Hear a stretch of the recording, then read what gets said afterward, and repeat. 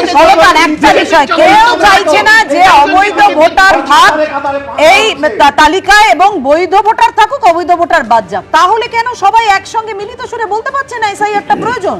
কারণ বৈধ চোরেরা বাইরে রয়েছে। এই যে এত ঝগড়াঝাটির মধ্যে বৈধ চোরেরা, দুর্নীতিগ্রস্তরা, যাদের সব শাস্তি ফাস্তি হওয়ার কথা ছিল, তারা বাইরে আছে। আর অভয়ার ব্যাপারে যারা বৈধ অপরাধী, যে অপরাধের ঘটনার তদন্ত এখনো কিছু হলো না, তারাও বাইরে রয়েছে।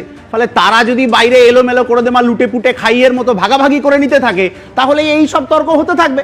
কে মানুষের কাছে পৌঁছাবে আর কে পৌঁছাবে না বলতে হয়তো ভুতুরে ভোটারের কাছে পৌঁছানো হবে না, কিন্তু যে দুর্নীতির তদন্ত হবে বলে গোটা বাংলা মাঠ করে দিয়েছিলেন কেন্দ্রের নেতারা, সেই দুর্নীতির তদন্ত হলো না। 100 দিনের কাজের দুর্নীতির তদন্ত কোথায়?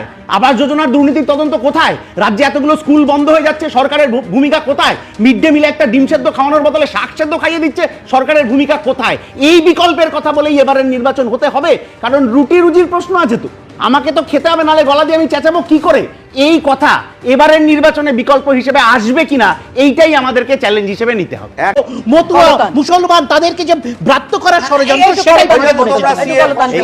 এই ভোটারদের ব্রাত্য করতে গিয়ে গত 4-5 বছর ধরে নির্বাচন কমিশন কোন অদৃশ্য চাপের কাছে মৃত মানুষের নাম বাদ দেন, এই প্রশ্নের উত্তর আমরা আজ অব্দি পাইনি। সময়টা বাড়ানো উচিত ছিল, কারণ এই যে বিএলও বলুন কি মাইক্রো অবজারভার বলুন, তারা চাপের মধ্যে রয়েছেন।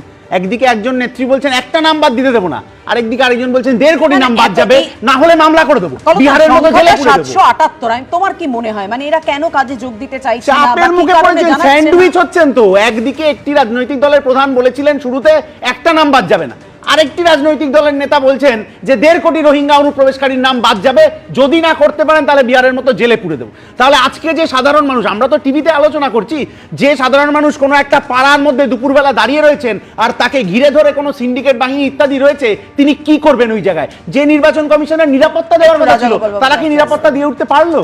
না, একদম।